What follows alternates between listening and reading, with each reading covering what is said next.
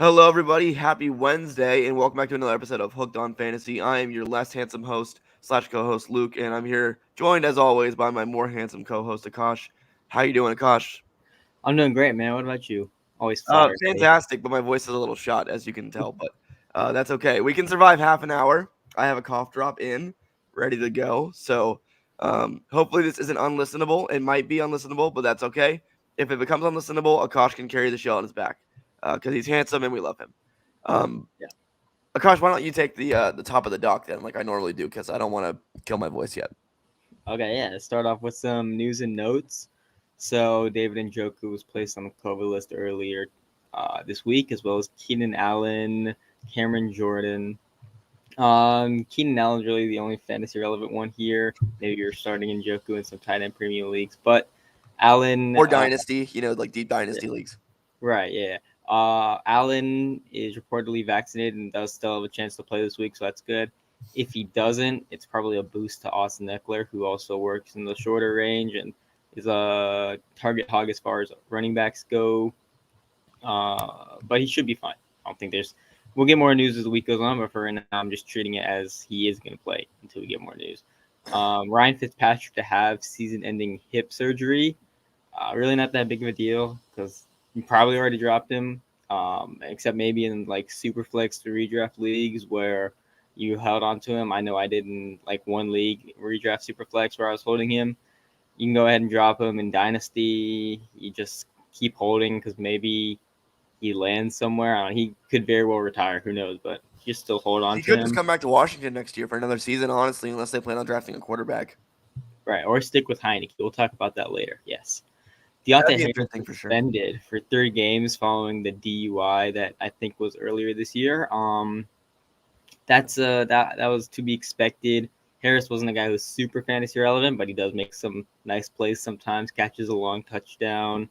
Maybe you were stashing him. Oh wait, Akash, we never talked about the Antonio Brown fake vax card situation.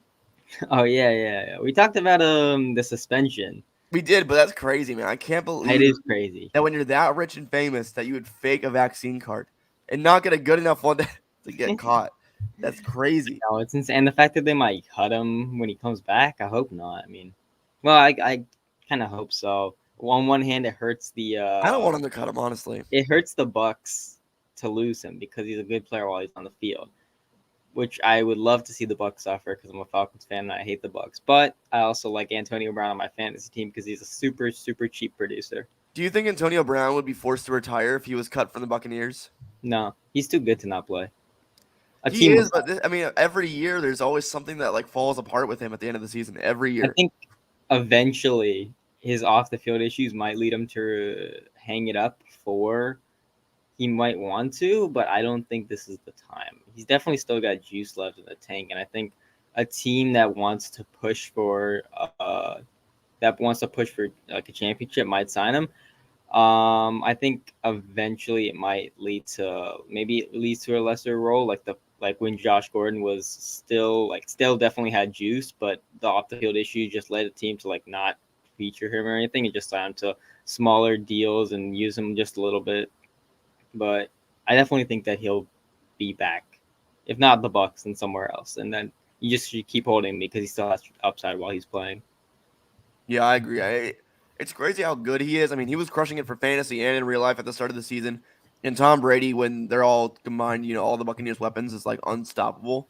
So Mm-hmm. I definitely want to keep that going because I've been loving Tom Brady on the Bucks, man. I don't know why. I For hated him on the fantasy, it's Patriots, fun. but he's so fun. I don't know why. It's been a blast. And I mean, Antonio Brown's only really been stable since he's left Pittsburgh when he's been playing with Tom Brady. So I would like to see them continue their relationship together and keep playing. Yeah, you're right. I Going think he forward. keeps him. I think Brady keeps him grounded and then like focused. Like, come on, AB, let's blinders on. Let's win a championship, Does right? he does he not live with him still? Is that a thing I still? Do don't we know. I know? know he did before, but I don't know. It'd be funny if he still did. He might, honestly. I mean, who knows? That's crazy. But that's the news for AB. What else we got? Mac Jones Monday last Night night, Football. Monday Night Football. What a game, man! 3 pass attempts for the win. Absolutely Amazing. horrible. Amazing. Patriots fans are absolutely insufferable all over Twitter last night. It was crazy. But They're I always I insufferable. think that game may very well hamper Mac Jones' Rookie of the Year campaign. That's just the fact that they didn't need him to do anything just to win, and they're like, yeah, just don't make any mistakes. You're our Jimmy G. Wow, they used Jimmy G when Brady was not playing 2016. They're like, okay, you're the guy, you're the quarterback, but your job is to not make mistakes. And Right? that's the perfect fit for him, honestly. I mean, Mac Jones has been that guy so far this season, and he's done a really good job, honestly. I think he is having the best season of any of the rookie quarterbacks by far. I'm not going to say that he's the best at all because I think that Lawrence and Fields will probably still have developed into better talents over time. I agree. But And Mac that's Jones could easily win the most games, though. Yeah, I don't really care about win evaluating QB. I definitely think that Lawrence Fields end up being better, and then Trey Lance, I think, also has a higher ceiling. This was probably always the case where Mac Jones was going to be a high floor, low ceiling. He was always marketed as the pro-ready guy, and he's been the pro-ready which guy. which is really a synonym for white, but he is pro-ready. Sneaky, athletic, pro-ready, does everything the right way. First in, last out kind of guy. Bring your lunch pail. A lot of grit and grind. Sneaky, athletic kind of guy. The kind of guy you want your daughter to bring home. Exactly. It's a great. That's exactly what I was going to say. Oh my God, my voice is getting destroyed currently. This is great. That's all right. I'll carry the show. But that about wraps up what's happened over the last day. So I think we'll jump into our first segment here. Are we buying? It's our only segment. Yes, that's also true. Are we buying these narratives and trends that we're seeing? Like, that stuff that we see on Twitter, stuff that other people talk about. Are we buying or are we not buying? Are we waiting to see a little bit more? First of all, are you worried about DK Metcalf at all? I honestly have always been kind of a DK Metcalf doubter. I don't know why. I like DK. I think he's still a very valuable fantasy wide receiver. I think he's very talented. I think a future for Chase Claypool could be kind of like a DK Metcalf role for the Steelers. Hopefully one day. I like what he does, but I think the way he's been performing for the last year or so, being like that top 5 weekly wide receiver to some people in their mind is nowhere near what DK Metcalf represents to me. And I've always been lower on DK than most people for my dynasty rankings, redraft rankings, whatever. So, I am a little worried, but not necessarily because I've honestly come to expect inconsistent production from him. And I honestly think this is a lot to blame on the Seahawks having a down season and Russell Wilson. I almost said Russell Westbrook. Russell Wilson having a down year.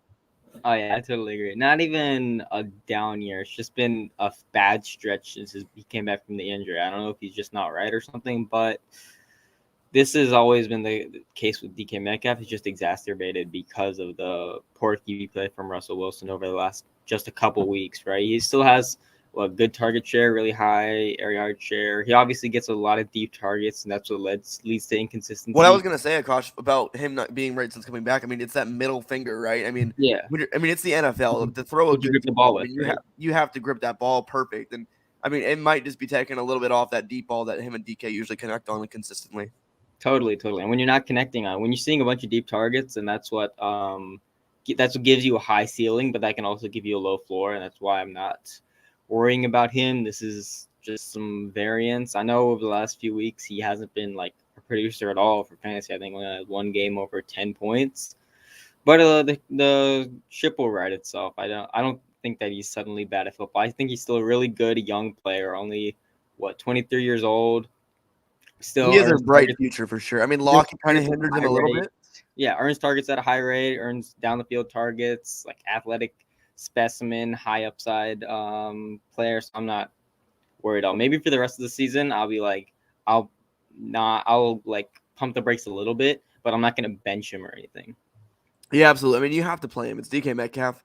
But I just lower those expectations a little bit and embrace the variance because. Oh, absolutely. I mean, with guys like that, with guys like DK Metcalf, even Tyreek Hill, any big play threat wide receiver, that's that's their bread and butter. I mean, you have to expect a lot of variance in their performances week to week because, I mean, you're not going to get those nuclear week winning performances every week. It's just not feasible unless you're Cooper Kupp. because he's a sneaky, athletic, bring your lunch pail, eat breakfast with the quarterback kind of guy. You want to bring home to your daughter. But DK is great though. I think he does have a great future for dynasty. But this season, I mean, I'd say he's a mid wide receiver 2 going forward, in my opinion. I'm down with that. Yeah, that's cool. That's cool. Next up, Jalen Waddle on a bit of a hot streak lately. Is like a low wide receiver 1 over the last few weeks. Can he be a wide receiver 1 for like a full season? I honestly think yes. The Dolphins have put together a winning streak. If Jalen Waddle can stay healthy, he clearly has been the engine making that offense run over the last few weeks, and I think that they've found that success in this winning streak, and I think they want to get Jalen Waddle involved consistently for a long period of time. I think Waddle, best case scenario, like absolute ceiling could be like what we're seeing from Debo this season. Just like a dominant X factor wide receiver offensive weapon. And I think he does a lot of those things. I think he's a do it all kind of guy, and I really like that. I was thinking like Deontay Light or something. Sure, absolutely. Yeah. I mean, but yeah, he gets so involved in the offense. Is what I mean.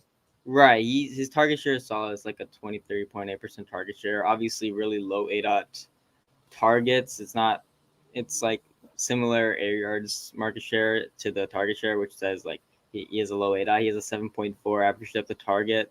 So it's like some manufactured touches, some short targets. I think that hurts the overall ceiling unless there's like tremendous volume, which is what we've seen with Deontay Johnson, and that's why he can be a low wide receiver 1. I think Waddle is going to be a good wide receiver 2. I'm willing to say that, yeah, I probably missed on him a bit as a prospect where I didn't like him at all, but I didn't love him either. I think a lot of people didn't though. Yeah, there's some people that didn't like him for what his film was. NFL obviously loved his film. Dolphins loved it. That's why they drafted him 6th. I didn't like his production at all, and I thought that he was a really low floor kind of guy, low ceiling kind of guy. I think he ends up as a wide receiver 2. But yeah, I think if they like want to double down on their receiving core and bring in like a true alpha in the draft or in free agency, I think that hurts Waddle's ceiling a little bit. Well, I mean, I would have loved to see the relationship with Will Fuller this season, but we obviously did not get the chance. I think he'll be back, right? Probably. I mean, it's kind of the same situation. What I expect to see with Juju is, he was injured, 1-year deal, probably just run it back in another 1 year in the same spot and try to go for another big contract. Yeah, I think that's reasonable. And then Devontae Parker's still there. Gesicki, free agent. Maybe he leaves. I don't know. They could draft someone. I want to see like Burks there or something. Like give Tua a real alpha. Devontae Parker's a good like fake alpha, but he's not going to be the wide receiver 1 for them. So I'd like to see. Well, Akash, I mean, we see from Jalen Waddle. I think Waddle, Parker, Gesicki, and if Will Fuller was healthy combined, would be a really good receiving core. I don't really think they need that. That's like a makeshift receiver core. You're taking like a guy who's an okay you think so? tight end 1 and a bunch of decent wide receivers, but you don't have any dominant wide receivers. I view that as an elite prospect in Waddle. Plus, Hutch is here. What's up, Hutch? Hey, bro. How are you? Man. What's up, handsome? We got Waddle, who's an elite prospect and been playing really well this season. And then you got Devontae Parker, who's a really, I'd say he's an above average wide receiver in the NFL. He's pretty good. You can get a lot of stuff done. As well. He's an underrated producer. Will Fuller's, I think he's very good. I mean, I think he's the top 20, 25 wide receiver in the NFL. He's a very good wide receiver. Exactly. So I'm saying all those combined with Gesicki, who's a top 20 tight end easily. I think that's a great cast of weapons, honestly. I think they just need a running back. Yeah, it's solid. Yeah, address their offensive line and their weapons. I think that's viable. Yeah, I agree for sure. Cool. Let's move on to the next one here. I have a banner prepared now. Isn't that fancy? T. Higgins and Jamar Chase, can they be successful together? What's your take on this one, my man? Absolutely, man. I'd love to see them succeed together. 2 great alpha wide receivers. It's like exactly what I said yesterday. 2 great alpha wide receivers with a great quarterback can be great together. They don't have to cannibalize each other. Both of them can succeed in the same offense. On the year, they both have around a 25% target share, and that's solid alpha target share, right? And then right now the offense kind of running a bit through Mixon. They're trying to maybe they're playing it safe with Joe Burrow 1 year removed from the ACL, but I think this offense really can go nuclear next year I too. think they've just honestly been playing it safe with. I mean, they've seen Joe Mixon go explosive over the last few weeks. He had a Mhm. down game against the Chargers, but I think for Burrow, he's been great this season, but he's thrown a lot of interceptions. So I Mhm. think just for them, I mean, they know Burrow is good at converting on third down. So trying to move those chains a little bit on first and second with Mixon, and then from there letting Burrow convert, I think has kind of been the recipe for their offense going forward. That makes sense. That makes sense. Yeah, I think that another year removed from the ACL injury, and then with Higgins developing and Chase going into his second year, see a nice second year jump from him. Tyler Boyd, he's a decent real life producer. I don't like him for fantasy, obviously, but I think the offense definitely has tremendous upside next year. I think both of them have great ceilings.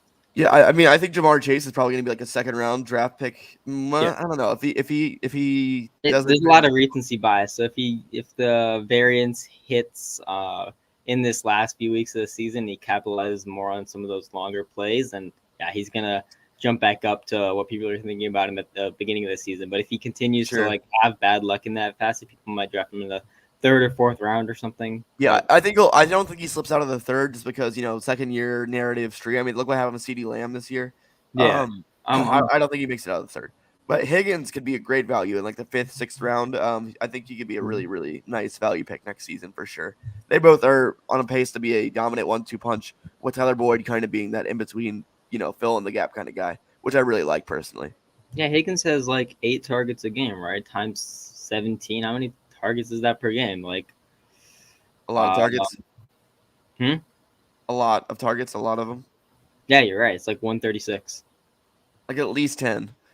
Yeah. Yeah, that checks out. That checks At out. least 10 targets. Moving on to Tremendous. another wide receiver here that I'm a big fan of personally. Elijah Moore has been on a hot streak. Low wide receiver one since coming back from the week 6 bye and returning to a good snap share. Are you buying or selling the hot streak for Elijah Moore here? I'm buying it. It's cool. I like them more as a prospect compared to another hot streak wide receiver in Waddle. So it's like, yeah, this is really confirming what I thought.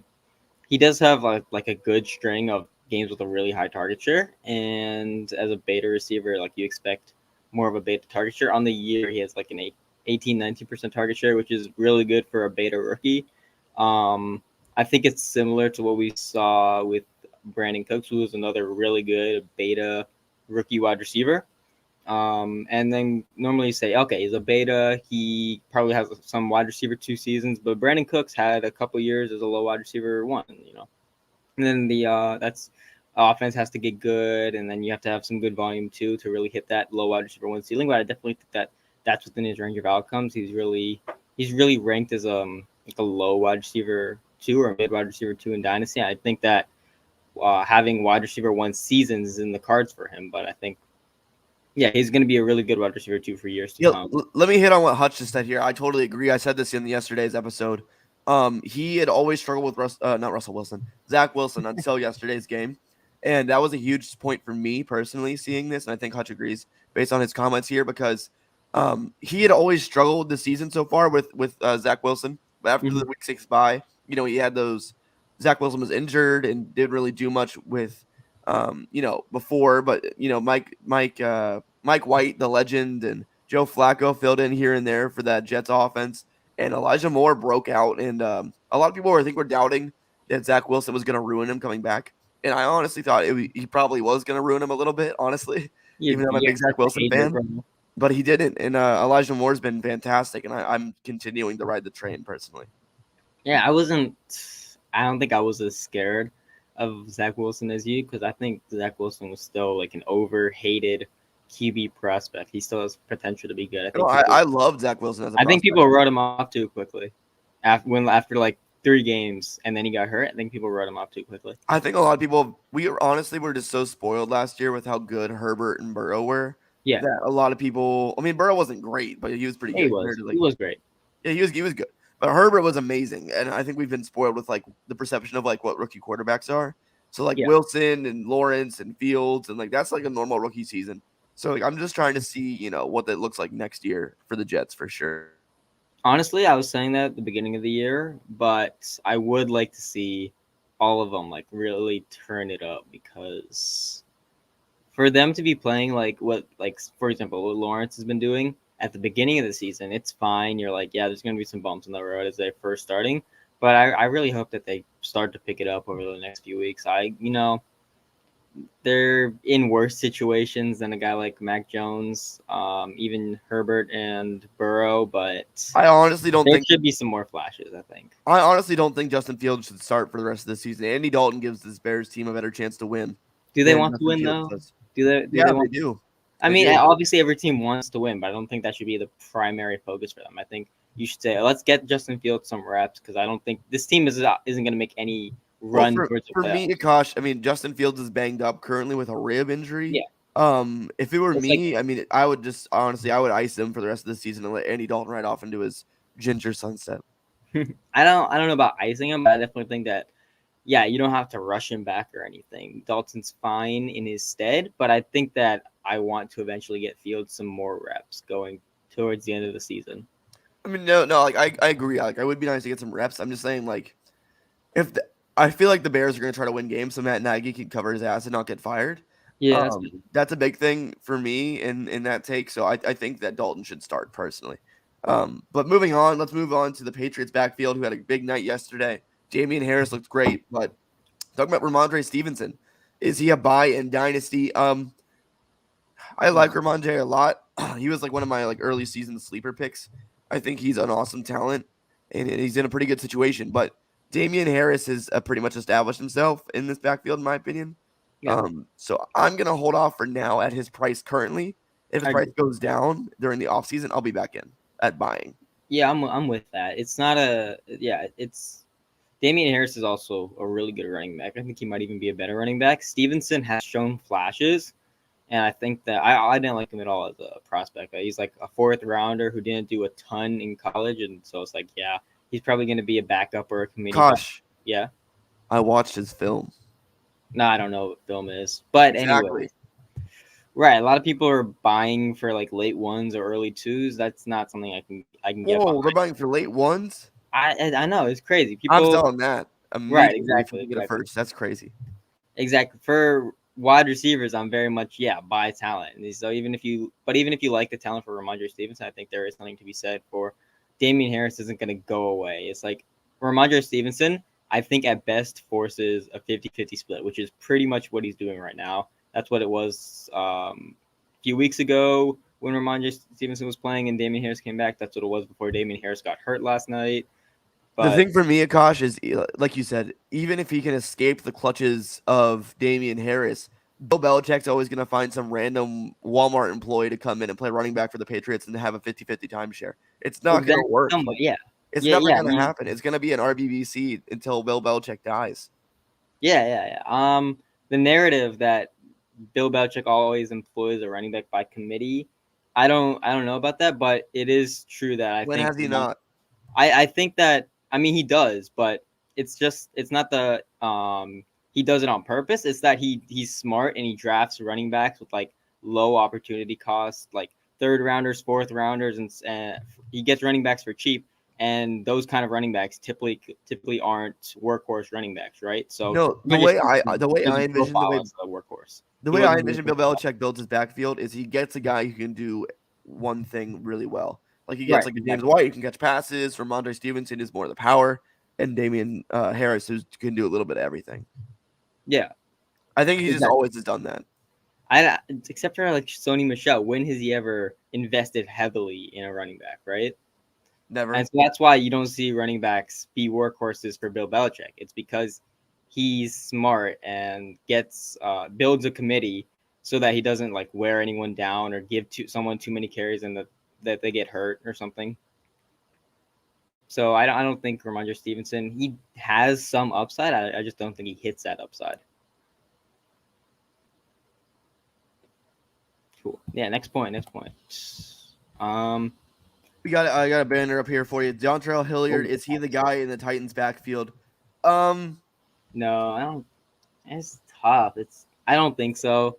It's just a really gross committee. It's like what the Texans do with their running backs. Just because a guy gets a lot of carries one week, it's not that they're going to get a bunch of carries the next week. It's not even that they're going to be fantasy relevant. I think Hilliard Was it Hilliard that had the long run against the Patriots? Yes. I honestly just think he's the best of the gross. That's my take. It's really, but like you said, it's all gross, right? I don't think that he's the best of the gross. I think that he had one good play that made him look better than the gross. But talent wise, I don't think he's any better than Foreman and McNichols. I don't think that he's worse than them. I just think that it's all a toss up because they're all bad, right? So they'll all rotate. I think McNichols, when he comes back, will have more of a passing work than he had before. Is he the one you want to roster? Maybe. Sounds like Hutchins with me. He's just the best of the gross. Yeah, I would prefer none of them. Because Yeah, I mean, if you were relying on these guys, good luck, buddy. But like from a DFS perspective, Hilliard's the one I would want, if any. If you we're want in the playoffs now. If you got to the playoffs while relying on these guys, then you're good probably for you, man. Congratulations. You're probably a pretender. Sorry, I know Luke wants to hype you up, but I'm here to spoil it for you. You're probably a pretender. No, you can do it. It's possible, but you're probably a pretender. You can do it. I believe in you. You're handsome, and I love you. Anyway, moving on. Javonte Williams will be a first-round pick in 2022 and will smash next year. I think he'll be around the second. Like the 1-2 turn. I think he'll be like, yeah, I think he'll be in the turn. I think he'll be at the turn in the beginning of the second round, like Najee was this year, for example. Kind of like that range. Akers was last year. Akers, you're right. A lot of projecting forward with Javonte Williams. I think it's a different conversation for like talking about redraft next year than it is talking about dynasty, because by the time redraft rolls around, maybe not for best ball mania, at least the early portions of it, but by redraft season, like August, September, we'll know what the deal is with Melvin Gordon, if he stays or if he leaves, if they sign anyone else, if they get a QB upgrade, etc., etc. But I think Javonte has the potential to be so. Obviously, we know he's a great runner. He's a sneaky good receiver.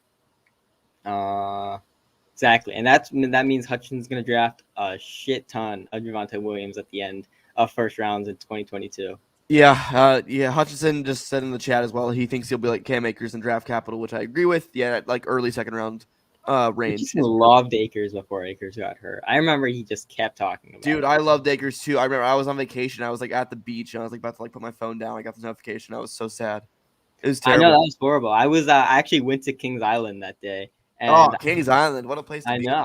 I know, right? So I left my phone at home because I'm a big I don't need this while I'm going on a roller coaster, so I'm just gonna leave it here so it doesn't get broken or get lost or anything. And I come back and it's like 4 hours, and I don't see the news.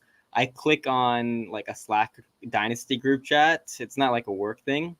It wasn't like a work thing. It was just for fun. And I see a lot of people in the Dynasty section talking about, like, what are we going to do with him? Like, are you selling? Are you buying? I'm like, what the hell happened? I checked Twitter, and then I see the news. I'm just like, Harbor. I'm like, damn, that sucks. Holy shit. It was rough, man. That was a tough day. Rough. I didn't know how bad the injury was. Like, because I heard of Achilles injuries, but I didn't know that it was that bad for running backs in the past. So I was like, damn. Yeah, it's crazy. Going well, so that's good to see. Yeah, it's going really well actually, which is exciting. I think he's coming back for the playoffs, the NFL playoffs, but I wouldn't do that if I were the Rams. I wouldn't either. But anyway, let's move on to the next one here. I think this is fun. Dolphins should be quiet. Sorry, not Dolphins. Doubters should be quiet about Tua. I think Dolphins should too. I think Flores needs to shut up and accept that Tua's good. Listen, I was a Tua non-believer. I thought that he was not great. I thought he was inconsistent. I thought he was a game manager, kind of like Baker Fraudfield. But he's been really good the last few games. I think honestly that hip injury and him getting healthy was what's really helped him. There goes Akash drinking Coke again for the 17,000th time in his life. In case you guys don't know, Akash drinks more Coke and eats more Subway than anyone I've ever met in my entire life. But besides the point, Tua's been great, and I think he's kind of established himself as what he was supposed to be. Yeah, I think that a lot of people overreacted to his rookie season because, like what you said, about Herbert and Burrow, like being really good. A lot of rookies are just like inconsistent or like mediocre as rookies. I don't think that's any reason to fault them. It's just the fact that they are rookies. And if you compare Tua's rookie season to a lot of other rookie seasons, we'll see that Herbert and Burrow are really like the outliers in terms of how good NFL rookie quarterbacks are. And Tua coming and making a leap in year 2, showing that he can be the guy he was in college, where he was really accurate and he was a really good quarterback. It's great to see. I think that Flores should be quiet about like Deshaun Watson and moving on from Tua. I think the doubters should be quiet about Tua. He's really established himself as a franchise guy. I actually kind of disagree with that, honestly. I do think they should still be involved in Deshaun Watson. And if there's less legal issues, then yeah, because he's such a high upside player. He obviously has way more upside than Of course. That's what I'm saying. If legal issues aside, of course. If Deshaun Watson So that's is the thing. cleared tomorrow, Yeah. the Dolphins should go all in on Deshaun Watson. Trade Tua and 2 first-round draft picks for him. There you go. Boom, bang. You have a franchise quarterback. You're going to win championships. It's going to be, if there's no legal issues, it's going to take more than Tua and 2 firsts. Like, that's like I would take that. If you were the Texans, would you take Tua and 2 firsts? No. I would. No. They know his value. They weren't going to sell him. Did you not just say that Tua was a franchise quarterback? You're getting a franchise quarterback and 2 first-round draft picks? You're not going to take that? With Deshaun Watson is a top 5, top 4 quarterback when he's on the field. Texans know what they have. Earlier in the season, they had a deal in place. I forget with who, but it was like 3 firsts, 2 seconds, and 2 players. And the Texans turned it down because they're like, no, we know what we have in Deshaun Watson. We're not going to sell him for that. Moving on here to a question that I'm going to say no to immediately. Does Jonathan Taylor have a case for MVP? Not even close. Offensive player of the year. Not even close. I agree. I wrote in the show notes, no, he doesn't. I actually didn't write that. I wrote no, period. That's it. Yeah. Next point. Next point is where'd it go? Okay, well, I don't have a banner for this one, but Taylor Heineke. Could he be a franchise quarterback for Washington? No. Akash, you wrote this down. What's your take on this? Do you think he actually has a shot? No, he doesn't. Okay, good. Thank God, because he is bad. Sorry, he's bad. He is bad. He's not good. No, yeah, he's like 30. He's like 27th out of 38-ish quarterbacks in PFF passing grade. He's a really bad deep passer. He doesn't have a good arm. He's last among like 35 quarterbacks in PFF deep passing grade. So he's not a good deep passer. He's a mediocre or to bad all-around passer. He's a guy that has like 3 or 4 good games this year. He doesn't deserve to be a starter. Like Gardner Minshew, because like 1, they like rooting for the underdog, and 2, he's fun to watch or something, fun to root for. But don't get too out over your skis on him. He's probably not a very good player. Okay, this is one that I think it's interesting you put in here. You said, like, do we buy that Minshew can start in Philly? Can he start? Yes. Should he start? Hell no. Go away. I agree. Go away. It's Jalen Hurts season, baby. Always. Yeah, I agree with you. I'm not a big Minshew guy. I'm not a big Hurts guy, but I'm even less so a Minshew guy. He had a good game, but that's really all it was. He looked great. I mean, I honestly think he deserves to have an opportunity to start somewhere. Yeah. As far as, the bridge quarterbacks go, I think Minshew should be in that conversation. The Teddy Bridgewater's career arc is starting. He's gonna have that kind of career. He's gonna be around for a long time doing that kind of thing. Yeah, but that's really all he is. He's absolutely capable, low ceiling backup. All right, well that'll do it for today's episode, everybody. Anything else you want to add on, Akash, before we wrap up? Yes, we have to make fun of Daniel Jones to get all the Giants fans angry. That's how you drive interaction, because Giants fans are one of the most toxic fan bases in all of football. So if you talk badly about them, they'll just drive a ton of comments to your pages, to your videos. So there you go. I'm not trying to get doxxed by the Giants fans. And should be out of Philly. They should replace him this draft. Okay, well there you go. Giants fans, send all your hate mail to Akash. Don't send it to me. I did not say anything bad about Daniel Jones, even though Mike Glennon is better because of his neck size. That's all. Thank you so much. No, thank you. All right, that'll do it for today's episode, everybody. We will see you Thursday for another episode. Have a great day. Bye. And see you next time. Goodbye.